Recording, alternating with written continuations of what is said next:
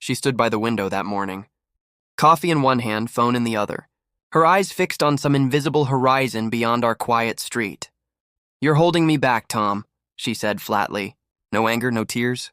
Just that calm tone people use when they've already made up their mind. It wasn't the first time I'd heard it, but it was the first time it sounded rehearsed, like she'd practiced it in front of a mirror. I didn't argue.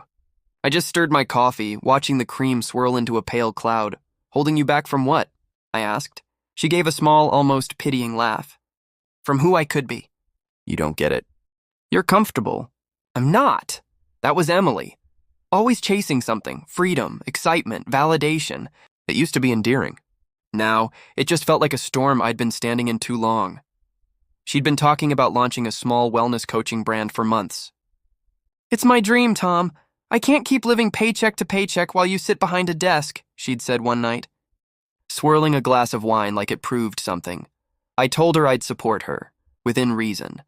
But when $200 disappeared from our joint account the following week, reason went out the window.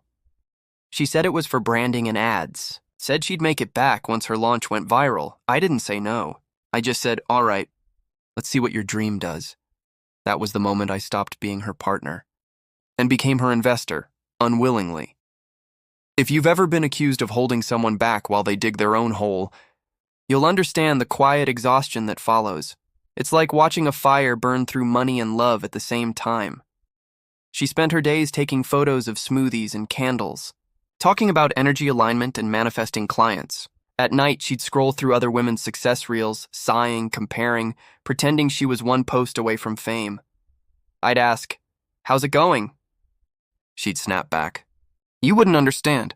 You've never taken risks, maybe not.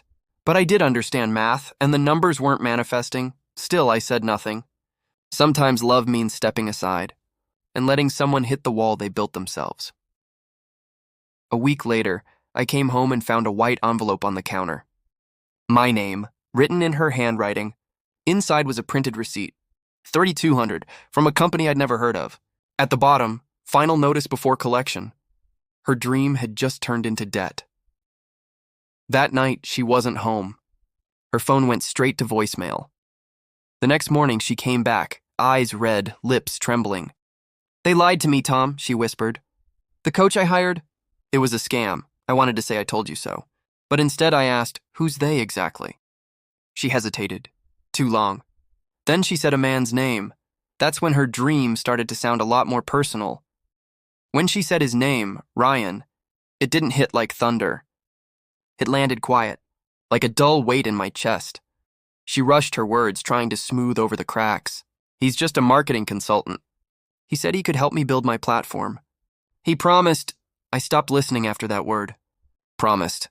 I'd heard it 100 times before. Only this time it had a man's name attached. I glanced at her phone on the counter. The screen lit up. "Ryan, you'll be fine, babe." "Don't let him kill your vibe!" My heart didn't race. It didn't even hurt.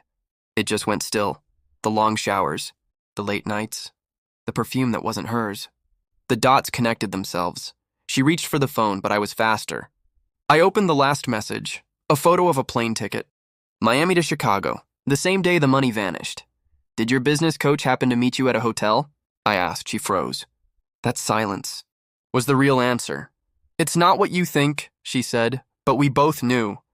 It was exactly what I thought.